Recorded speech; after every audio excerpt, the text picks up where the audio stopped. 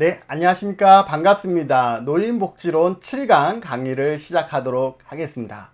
오늘 함께 학습할 내용은 노인소득보장 정책에 대해서 지난 시간에 이어서 계속해서 살펴보도록 하겠습니다. 혹시 아직도 구독과 좋아요 하지 않았나요? 구독과 좋아요를 여러분들 클릭해 주시고 강의를 수강하도록 하겠습니다. 오늘 학습할 내용에 대해서 살펴보도록 하겠습니다. 오늘 학습할 내용은 노인소득보장 정책 중에서 우리 지난 시간에는 사회보험과 공공부조 형태의 연금에 대해서 살펴봤는데, 이번 시간에는 간접지원제도와 사적소득보장에 대해서 살펴보도록 하겠습니다. 이러한 내용들은 여러분들이 알고 계시면 일상생활에 큰 도움이 될 수 있으니까 같이 살펴보도록 하죠. 우선 노인소득보장 정책의 간접지원제도에 대해서 살펴보면 우리가 경로우대제도라고도 얘기를 하죠. 경로우대제도라는 것은 뭐냐 하면 노인들에게 어떤 앞 시간에 살펴봤던 공적연금과 공적부조와 같이 직접적인 현금 급여를 제공해서 모든 것을 해결하면 좋지만, 그렇지 않고 이러한 현금 급여를 제공하진 않지만 노인복지 증진과 경로 효친 사상을 앙양하기 위하여 공연 및 민영 서비스에 대한 이용요금의 면제 또는 할인 혜택 등을 통해서 간접적으로 소득 보장을 해주는 그러한 제도다라고 보시면 될 것 같습니다. 경로우대 제도에 대해서 살펴보면요, 이렇게 1980년대, 82년, 84년, 2004년 중 시간을 계속 거듭하면서 그 제도들의 다양화가 되고 있다라는 것을 우리가 알 수가 있습니다. 그래서 관련 내용을 우리가 다음 화면에서 같이 살펴보도록 하죠. 그래서 노인소득보장의 간접지원제도인 세제감면제도에 대해서 우리가 이 시간 같이 살펴보고자 합니다. 철도요금, 우리 제주도, 전 제주도인 거 아시죠? 전부 다 아시잖아요. 철도요금이 없어요. 우린 철도 자체를 탈 수가 없네요. 어쨌든 육지에 갔을 때 지하철은 무료로 이용할 수가 있고요. 65세 이상 어르신이면 지하철은 무료로 이용할 수가 있고, KTX나 새마을, 무궁화호는 30% 감면이 됩니다. 여기에서 KTX나 새마을호는 토요일과 일요일, 공휴일은 뭐예요? 감면 혜택이 없다라는 것도 여러분들 추가적으로 기억해 두시고, 통근열차도 50% 감면 혜택을 받을 수가 있습니다. 항공요금도 감면 혜택이 있는데요, 대한항공 국내선, 국제선에서 10% 감면이 되는데 성수기 또는 일부 노선에서는 제외된다라는 것도 기억을 해 두시면 좋을 것 같고요. 국내 연안 여객선 있죠? 배, 선박. 그래서 여객 운임에 20% 감면 혜택을 받을 수가 있습니다. 이런 것뿐이냐? 아니에요. 문화활동비도 있어요. 고궁이나 능원, 국공립박물관, 국공립공원, 국공립미술관 등에는 무료 입장이 가능하고요. 국공립국악원의 입장료는 50% 이상 할인이 가능합니다. 그리고 국가나 지자체가 운영하고 있는 공연장, 대관 공연 제외, 그러니까 다른 사람이 빌려줘서 하는 것은 제외될 수 있고요. 그래서 입장료의 50%까지 할인이 가능하다라는 것 여러분들 기억해 두시면 좋을 것 같고요. 자, 더불어서 좀 다양하게 살펴보면 건강보험료도 지원 대상이 되고 있네요. 그래서 65세 이상 어르신이 있는 지역가입자인 경우, 직장가입자는 감면해 줄 수가 없어요. 급여에 딱 정해져 있기 때문에. 그런데 65세 이상 어르신이 있는 지역가입자인 경우는 소득 재산 요건 만족 시 최대 30%까지 할인이 되고요. 70세 이상 어르신만 있는 지역가입자인데 70세 이상 어르신만 있어. 다른 분은 같이 안 계시고, 그런 경우는 재산이 1억 3,500만 원 이하이면서 소득이 360만 원 이하인 경우는 30% 경감이 된다라고 보시면 되겠습니다. 자, 이동통신요금도 감면이 돼요. 기초연금 수급자, 우리가 앞 시간에 기초연금은 전체 노인의 약 70%가 기초연금 수급자라 그랬잖아요. 이 기초연금 수급자가 감면이 되는데 월 청구된 금액의 50%가 감면이 됩니다. 와, 근데 월 최대 1만 1,000원까지 감면이 돼요. 그러니까 뭐냐면 요금이 22,000원, 22,000원 정도만 들면 뭐예요? 50% 감면이 되니까 11,000원 감면돼서 11,000원만 내면 돼요. 그런데 예를 들어서 요금이 4만원 나온다. 4만원 나와도 최대 11,000원이 감면됩니다. 그래서 저희 어머니도 전화기를 많이 쓰는 편은 아니거든요. 거의 받는 용도로 많이 쓰시잖아요. 뭐 이런 얘기 해도 될지 모르겠지만 저희 어머니 또 장애가 있으세요.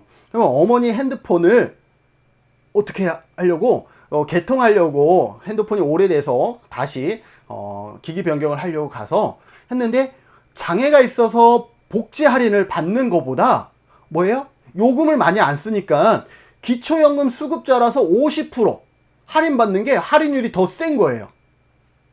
무슨 말인지 아시겠어요? 요금이 저희 어머니가 뭐 2만, 3천 원 밖에 안 나오잖아요. 기본적으로. 그러면 뭐예요? 장애인이기 때문에 받는 할인보다 기초연금 수급자이기 때문에 받는 할인이 더 큰 거야.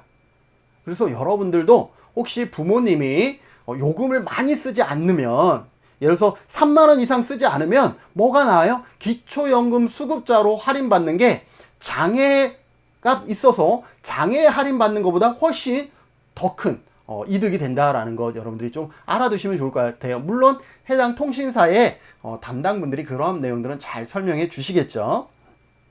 그리고 각종 공공요금도 할인이 되는데 이것은 가정집이 아니라 노인복지시설에 한정되어 있는 겁니다. 노인복지시설의 경우는 도시가스요금을 감면받을 수가 있고 전기요금도 감면, 상수도요금, 하수도 사용료도 감면이 된다라는 거. 이거는 노인복지시설을 운영하시는 분들은 아마 해당 뭐 한전이라든지 이런 데 전화해서 다 감면 혜택을 꼭 받으시기를 바랍니다. 자, 약간 어려운 내용이긴 한데요. 그냥 간단하게 좀 살펴볼게요.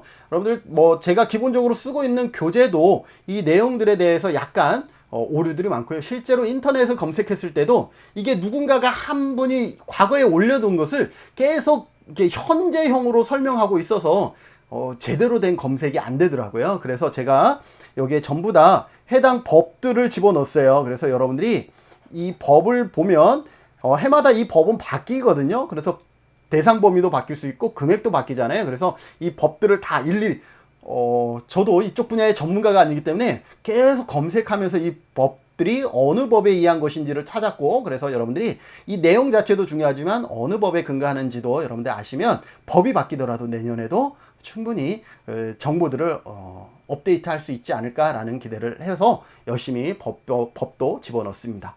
자, 상속세 공제예요. 상속세 공제는 뭐냐 하면 상속받은 자 중 노부모를 부양하는 자에 대해서 상속세를 덜어주는 거예요. 그러니까 내가 상속을 받는데 65세 이상인 사람에 대해서 동거가족 중에 65세 이상 어르신이 있어서 부양하고 있어요. 그런 경우는 5천만 원에 해당하는 금액을 상속세 과세가액에서 공제를 해줍니다. 5천만 원을 공제하는 것이 아니라 세금 그 책정 금액에서 5천만 원을 빼서 세금을 측정한다라는 거죠. 그래서 이것은 어느 법에 의한 것이냐면 상속세 및 증여법 제20조를 찾아보시면 이런 내용을 여러분들이 찾을 수가 있을 것입니다. 왜냐하면 이 금액들이요 해마다 바뀌어요. 이 나이 기준도 바뀌고, 그래서 법을 기초로 여러분들이 기억해 두시면 좋을 것 같고, 양도소득세 면제입니다. 1주택을 보유하고 있다가 다시 1세대를 구성하는 자가 1주택을 보유하고 있는 60세 이상의 직계 존속을 동거 봉양하기 위해서 세대를 합친 경우. 무슨 말이냐? 제가 지금 집이 있거든요. 제가 집이 있고 저희 부모님도 집이 있어요. 집이 있어요. 그런데 내가 부모님을 봉양하기 위해서 이렇게 세대를 합치는 거예요.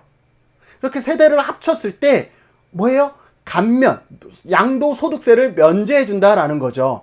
언제 면제해 주냐면 합친 날부터 10년 이내에 먼저 양도하는 주택은 이를 1세대 1주택으로 모아 비과세 특례 적용을 한다라는 거예요.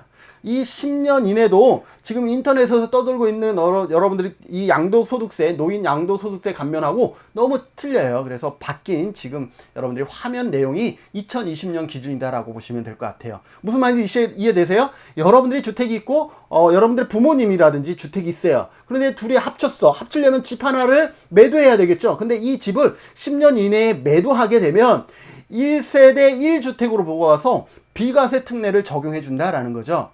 여러분들 저한테 이런 거 질문하지 마시고 궁금하면 여러분들도 소득세법 시행령, 여기는 시행령이에요. 그래서 소득세법 시행령 제 155조를 살펴보면 이와 같은 내용이 있기 때문에 이것을 여러분들 인터넷에 치시면 오히려 더 구체적인 상담들을 받으실 수가 있을 거예요. 그 다음에 소득세 공제입니다. 부양가족 중 65세 이상 노인과 생계를 같이 하는 경우 우리가 연말정산이라는 것을 하게 되잖아요. 그래서 1명당 연 150만원 그 거주자에 해당 과세기간의 종합소득 신고에서 공제해 준다라고 보시면 될 것 같고, 만약에 70세 이상이다 그러면 1명당 100만원을 추가 공제해 주는데 소득세법 제50조와 51조를 참고하시면 이러한 내용들을 살펴볼 수가 있을 겁니다. 계속 세제 감면 제도에 대해서 계속 살펴볼까요? 생계형 저축 비과세예요.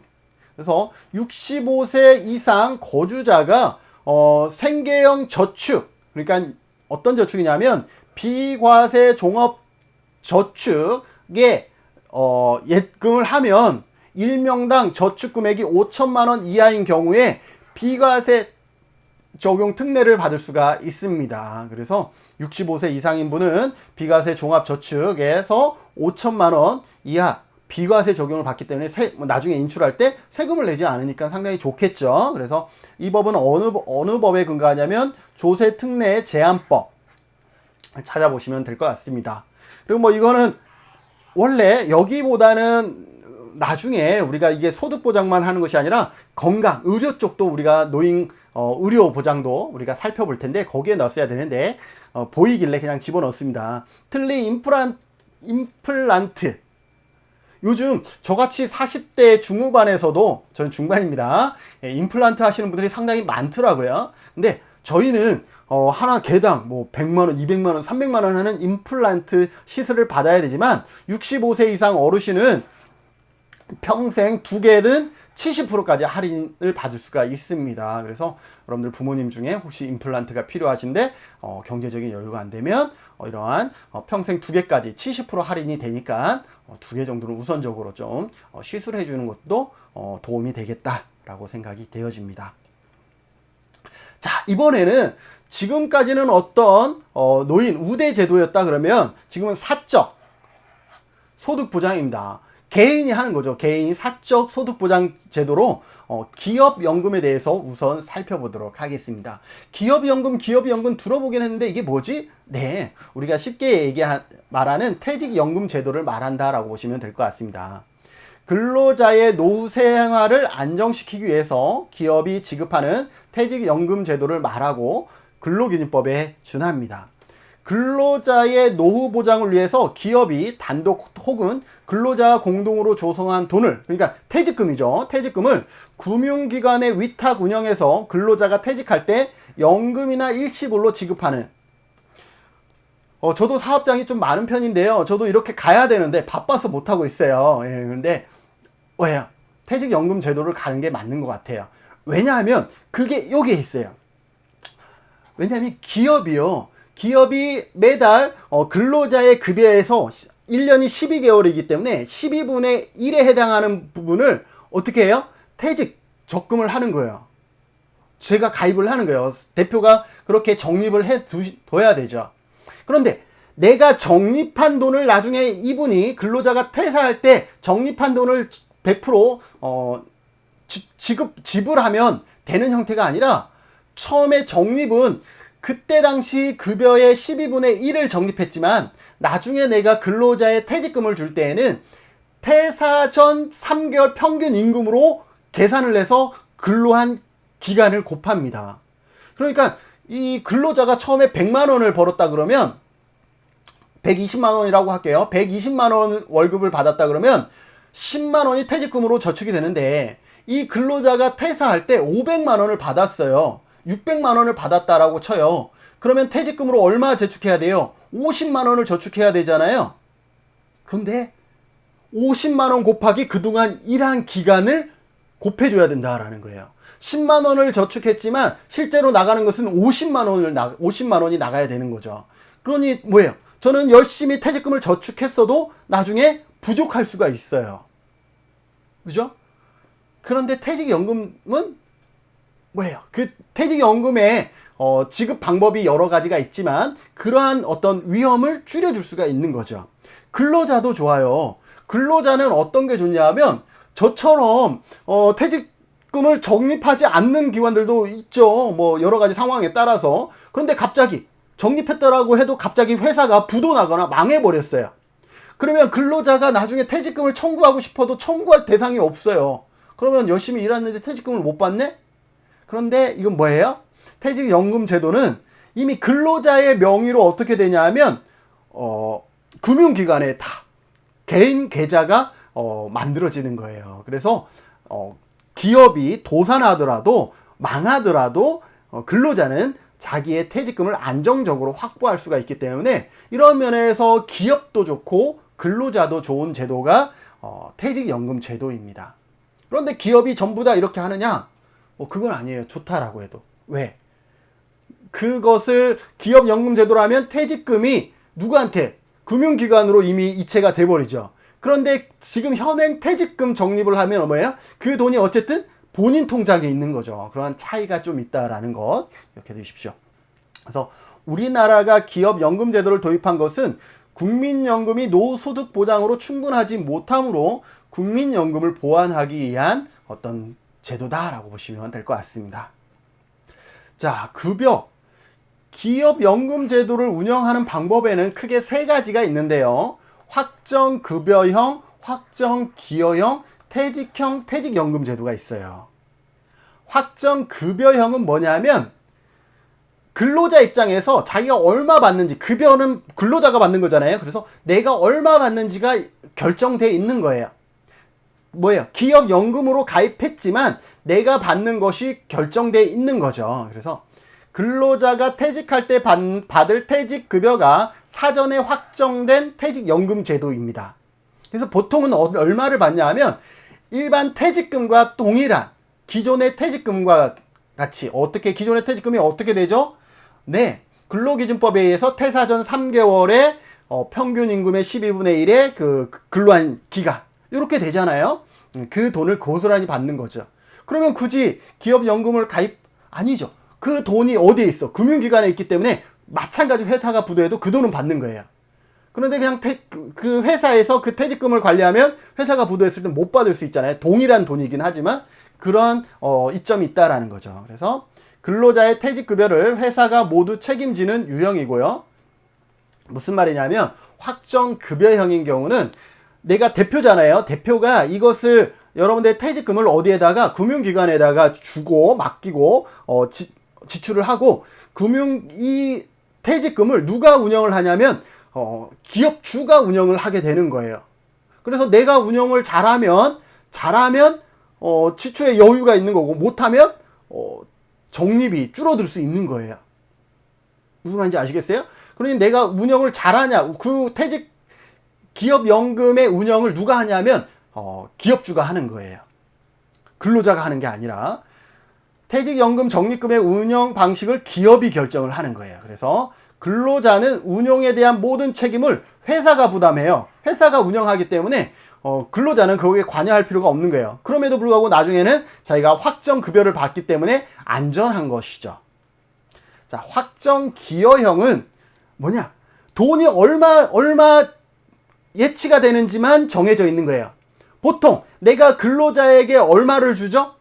그 월급의 12분의 1을 주잖아요. 그러니까 매달 12분의 1이 입금된다라는 것만 뭐가 되는 거예요? 정해져 있는 거죠. 그러면 입금된 것의 운영은 누가 하는 거예요? 근로자 당사자가 하는 경우죠. 그래서 사용자가 납입할 때 부담금, 보통 임금 총액의 12분의 1 이상 이 사전에 확정된 퇴직연금 제도입니다.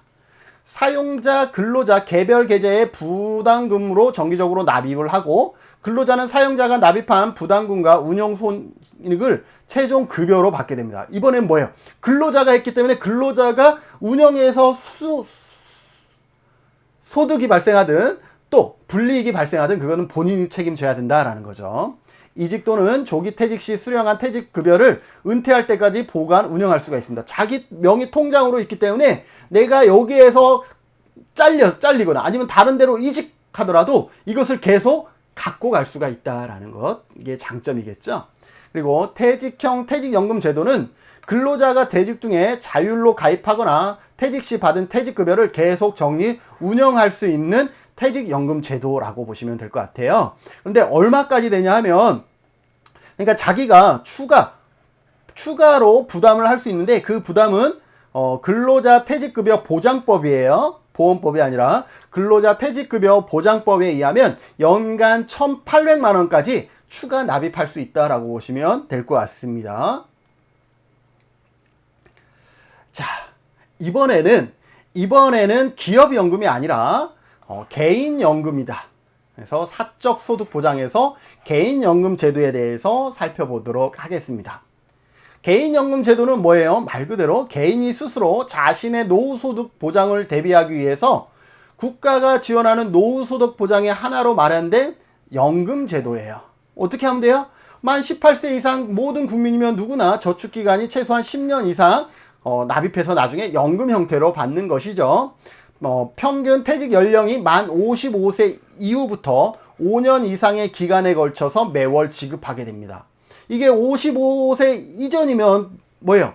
노인 소득 보장으로서의 기능하지 않겠죠. 그래서 55세 이상이고 또 이거 일시불로 받으면 노후 소득 보장으로서 기능이 또 제한적이죠. 그래서 5년 이상의 기간을 설정해서 매월 지급받는 형태가 이루어진다라고 보시면 될 것 같고, 그리고 또한 취급 기간에 따라서 확정 기한부 연금이라든지 종신연금 형태로 지급이 된다라는 거죠. 뭐야? 죽을 때까지, 내가 죽을 때까지 받을 수가 있고, 금액은 좀 작아지겠죠? 아니면 기한부, 10년이라든지 이러한 기한을 정하면 금액은 조금 더 많아지겠죠. 그런 어떤 장단점이 있는 것 여러분들 기억해 두시고요. 그 다음에 또 여러분들 한 번쯤 들어보셨던 용어일 거예요. 주택연금. 주택연금은 또 안 들어보셨어도 영모기지론, 그죠? 영모기지론은 또 들어보셨던 분이 계실 텐데, 주택연금은 다른 말로 하면 영모기지 이론이라고 얘기를 합니다. 그래서 주택연금에 대해서 살펴보도록 하죠. 주택연금은 뭐냐 하면 주거 안정과 현금 유동성 간의 상세 관계를 해결할 수 있는 노인 복지를 위한 주택 정책의 하나로 미국이나 일본, 유럽 국가에서 활용되고 있는 것을 우리가 따온 겁니다. 무슨 말이냐?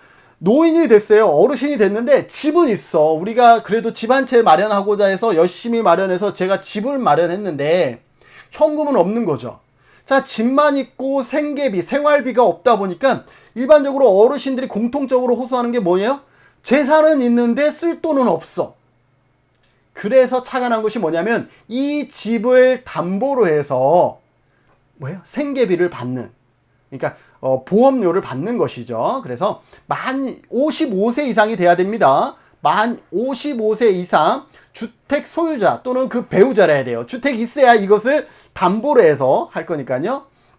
그래서 55세 이상 주택 소유자나 그 배우자의 대한민국 국민이 소유주택을 담보로 맡기고 평생 또는 일정 기간 동안 매월 연금 방식으로 노후생활 자금을 지급받는 국가 보증의 금융 상품이 영모기지론이다 라고 보시면 될 것 같습니다. 그러면 돌아가셨을 때는 어떻게 돼요? 이걸 담보로 해서 평생 돈을 받았기 때문에 당사자가 임종을 하면 그 집값이라는 게 원래 있잖아요. 그 집값과 그 어르신이 받은 돈을 차액을 봤더니 집은 3억인데 실제로 받은 건 2억 정도밖에 못 받았어. 그러면 그 차액을 가족에게 주는 겁니다. 아들이 됐든 유가족에게 주는 거예요. 그러니 어르신은 손해가 아니죠. 그런데 봤더니 집의 가치가 3억인데 실제로 엄청 오래 살아서 너무 행복하게 오래 살아서 10억만큼 보험료를 받은 거예요. 그러면 7억을 더 받았잖아요. 이것에 대한 배상은 추가로 없는 거예요. 그냥 많이 받으면 상관이 없는 거예요. 근데 적게 받았으면, 실제 집의 가치보다 적게 받았으면 그것은 유족에게 이양이 된다라는 거죠. 그래서 나쁘진 않아요. 그런데 이것을 어르신들과 보호자들이 어떻게 받아들이느냐에 따라서 이 영모기지론을 신청할 것인지 안 할 것인지가 결정이 되겠죠. 그거는 여러분들의 몫인 것 같고, 가입 조건은 부부 중 한 명이 만 55세 이상이라야만이 신청이 가능하고, 부부 중 한 명이 대한민국 국민이라야 되고요. 그래서 이 두 조건이 충족이 돼야 됩니다. 부부 기준 9억 이하의 주택 소유자라야 되고, 다주택자라면 합산 가격이 9억 이하이면 신청이 가능합니다. 9억을 초과한 2주택자는 3년 이내에 하나의 주택을 파는 전제로 역시 영모기지론을 신청할 수가 있다라고 보시면 되겠습니다. 네, 지급 방식에 대해서도 같이 살펴볼까요? 지급 방식에는 예를 들어서 종신 방식, 확정 기간 방식, 대출 상환 방식, 우대 방식 등 다양한 방식이 있기 때문에 어떠한 방식을 선택할 것인가에 충분히 고민을 하셔야 될 것 같고요. 종신 방식은 월 지급금을 종신토록 지급받는 방식이죠. 그래서 뭐예요? 종신토록 받기 때문에 뭐 금액의 차이들은 방법마다 약간씩 차이가 있겠죠. 종신 지급 방식인데 인출 한도 설정 없이 월 지급금을 종신토록 지급받는 거예요. 그러니까 따로 인출을 신청하지 않아서 그 가치만큼 뭘 하는 거예요? 월 지급액으로 받는 경우가 있고요. 여기에서 종신 혼합 방식이 있는데 인출을 받을 거예요. 대출을 받는 조건으로 나머지를 뭐예요? 연금 방식으로 받는 거죠. 그래서 대출 한도의 50% 이내를 인출하는 거예요.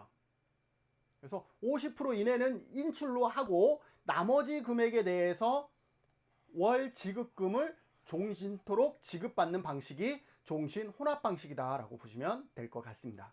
확정 기간 방식이 있는데, 확정은 고객이 선택한 일정 기간 동안만 월 지급금 형식으로 지급을 받는 경우이죠. 그래서 확정 기간 혼합 방식이 있는데, 수시 인출 한도 설정 후 나머지 부분을 월 지급금으로 일정 기간 동안만 지급받는 거예요.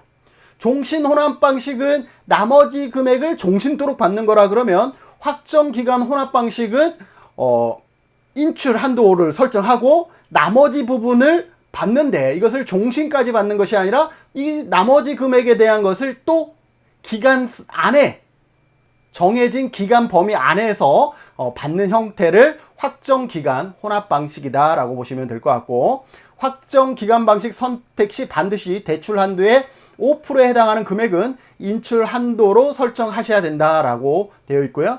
대출 상환 방식, 내가 인출을 하긴 하는데 이 인출을 어디에 쓸 거냐면 대출한 것을 상환하는 데 쓸 거다. 그러면 이거는 뭐 나쁜 건 아니잖아. 어차피 그 돈을 갖고 또 빚을 갚는 거니까. 그래서 주택담보대출 상환용으로 인출 한도는 대출 한도의 50% 초과 90% 범위 이내까지. 일반적으로 이렇게 일식으로 받는 것은 나쁜데 영모기지 이론하고 반대되는 어떤 성향이 있는데, 어차피 그것을 대출 한도를 상환하는 용이라 그러면 대출 한도의 50% 초과 90% 범위 안에서 일시에 찾아 쓸 수 있고, 그러면 나머지 부분을 월 지급금으로 종신토록 받을 수 있는 방식이 대출 상환 방식입니다. 보통 집에 집 담보로 대출되어 있는 경우는 상당히 많잖아요. 그래서 그것을 상환하는 조건이 여기에 해당될 것이고, 우대 방식은 뭐냐 하면 주택 소유자 또는 배우자가 기초연금 수급자이고 부부 기준 1억 5천만 원 미만 1주택 보유 시 종신 방식, 여기에 종신 방식 있었잖아요. 보다 월 지급금을 최대 20% 우대하여 지급하는 방식입니다. 그러니 어때요? 종신 방식에서 내가 기초연금 수급자이고 우리의 집의 가치가 1억 5천만 원 미만이야. 그러면 종신 방식이긴 하나 뭘로 신청할 수 있어? 우대 방식으로 신청할 수가 있다라는 것이죠. 뭐 20% 더 우대할 수 있으면 엄청 좋네요. 그죠? 그래서 우대 지출 방식은 인출 한도 설정 없이 우대 받은 월 지급금을 종신토록 하는 것이고, 우대 혼합 방식은 대출 한도 45% 이내에서 인출하고 나머지는 또 종신토록 갖고 가는 방식입니다. 그래서 여러분들이 혹시 노부모가 계시거나 또 여러분들이 지금 살고 있는 이 집을 내 자식에게 물려줄 필요는 굳이 없어 라고 하면 영모기지론도 여러분들 한번 고려해 보시면 좋을 것 같고요. 자, 다음으로 농지연금에 대해서도 살펴보도록 하겠습니다. 자, 영모기지론은 주택을 담보로 해서 생활비를, 노후소득 보장이 이루어진다라고 하면, 농지연금은 뭐냐면 농지를 담보로 노후소득을 보장해주는 어떤 사적 소득 보장 제도라고 보시면 될 것 같습니다. 만 65세 이상 고령 농업인이 소유한 농지를 담보로 노후 생활 안정 자금을 매월 연금으로 지급받는 제도예요. 그래서 법적 근거는 여기 한국농어촌 공사 여기 들어가면 돼요. 그래서 여러분들 더 자세히 알고 싶다 그러면 농지은행에다가 들어가시면 될 것 같습니다. 그래서 가입 연령은 신청 연도 말을 기준으로 농지 소유자 본인이 만 65세 이상이라야 되고요. 영농 경력이 있어야 돼요. 그냥 농지를 샀다고 바로 농지연금을 적용할 수가 없고요.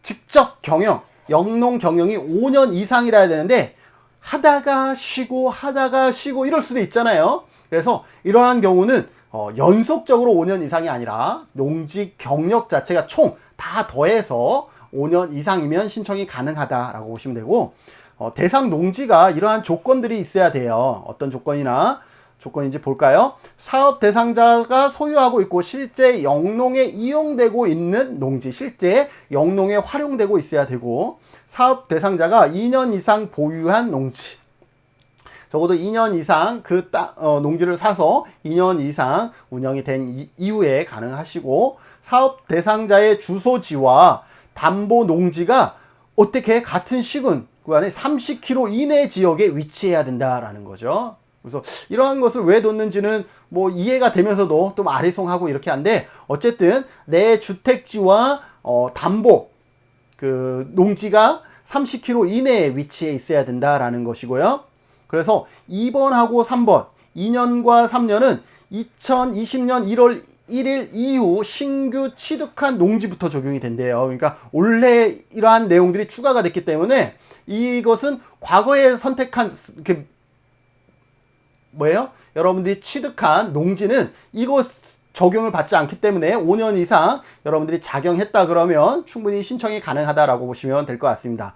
물론 여기에 저당권 등 제한 물건이 설정되면 아니 되겠죠. 왜? 저당 잡혔다라는 것은 이게 이미 어딘가에 담보가 잡혀 있다라는 거잖아요. 그렇기 때문에 이런 경우 안 되고, 그리고 압류, 가압류, 가처분 등의 목적물이 아닌 경우는 뭘 할 수 있어? 농지연금을 신청할 수가 있다라는 거고요. 농지연금도 종신형과 기간형이 있는데, 종신형은 말 그대로 사망 시까지 계속 연금을 수령하는 것이고, 기간형은 설정 기간 동안 연금을 수령하는 제도이겠죠. 그래서 정액 종신형을 보면 가입자 배우자가 사망 시까지 매월 일정한 금액을 지급받는 형태이고, 전후 후박형은 뭐냐면 가입 초기 10년 동안은 정액형보다 더 많이 받고 11년째부터는 더 적게 받는 유형. 그러니까 왜냐하면 처음에는 아무래도 나이 자체가 노인이지만 젊은 노인이잖아요. 그래서 더 많이 쓸 거니까 10년까지는 더 많이 받고, 전후 그 다음에 나중에 후는 박하게 그렇게 받는 것을 얘기를 하고요.